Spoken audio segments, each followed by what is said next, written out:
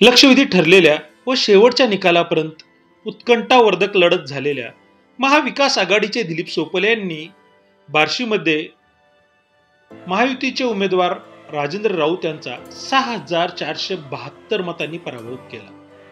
विशेष म्हणजे दिलीप सोपले हे 7व्यांदा आमदार बनून विधानसभेवर गेले आहेत. शाहूवाडी विधानसभा मतदारसंघात महायुती पुरस्कृत जनस्वराज्य शक्ती पक्षाचे उमेदवार विद्यमान आमदार डॉक्टर विनय कोरे यांनी त्यांचे पारंपरिक प्रतिस्पर्धी मविया पुरस्कृत शिवसेना उबाटा पक्षाचे उमेदवार सत्यजित पाटील सुरोडकर यांचा 36,833 मतांनी पराभव केला आहे. आमदार कोरे यांनी सलग दुसऱ्यांदा विजय मिळवून मतदारसंघाची सन 2000 नंतर आलटून पालटून आमदार देण्याची परंपरा खंडित केली आहे. विशेषतः विनय कोरे हे 5व्यांदा आमदार म्हणून विधानसभेवर यंदा प्रवेश करणार आहेत. सोलापूर शहर उत्तर मतदारसंघातून भाजपचे विजयकुमार देशमुख यांनी राष्ट्रवादी काँग्रेस शरदचंद्र पवार पक्षाचे उमेदवार महेश कोठे यांच्यावर 54,247 मतांनी विजय मिळवला आहे. या विजयामुळे देशमुख हे सोलापूर शहर उत्तर विधानसभा मतदारसंघातून सलग 5व्यांदा विजयी झाले आहे.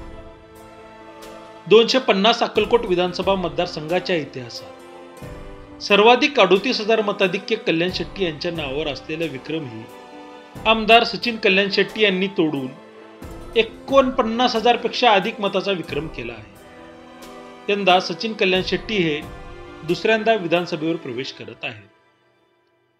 बीड विधानसभा मतदारसंघात राष्ट्रवादी काँग्रेस शरद पवार पक्षाचे उमेदवार संदीप क्षीरसागर यांनी दुसऱ्यांदा विजय मिळवला आहे. संदीप क्षीरसागर यांना 1,01,874 मते मिळाली आहेत. त्यांनी आपले चुलत भाऊ आणि राष्ट्रवादी काँग्रेस अजित पवार पक्षाचे उमेदवार योगेश क्षीरसागर यांचा 5,324 मतांनी पराभव केला आहे. मूर्तिजापूर विधानसभा मतदारसंघ हा अनुसूचित जातीसाठी राखीव आहे आणि प्रत्येक निवडणुकीत हा मतदारसंघ चर्चेत राहतो. भाजपचे हरीश पिंपळे जे 2009 पासून या मतदारसंघाचं प्रतिनिधित्व करत आहेत, महाविकास आघाडीने त्यांच्या विरोधात राष्ट्रवादी काँग्रेस शरद पवार गटाचे उमेदवार सम्राट डोंगरदिवे यांना उमेदवारी दिली होती. तर हरीश पिंपळे यांच्या नेतृत्वाखाली भाजपने पुन्हा एकदा या मतदारसंघावर आपली पकड मजबूत केली आहे.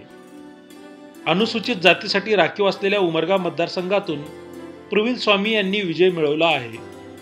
त्यांना एकूण 96,206 मतं मिळवली असून त्यांनी निकटचे प्रतिस्पर्धी ज्ञानराज चौगुले यांचा 3,965 मतांनी पराभव केला आहे.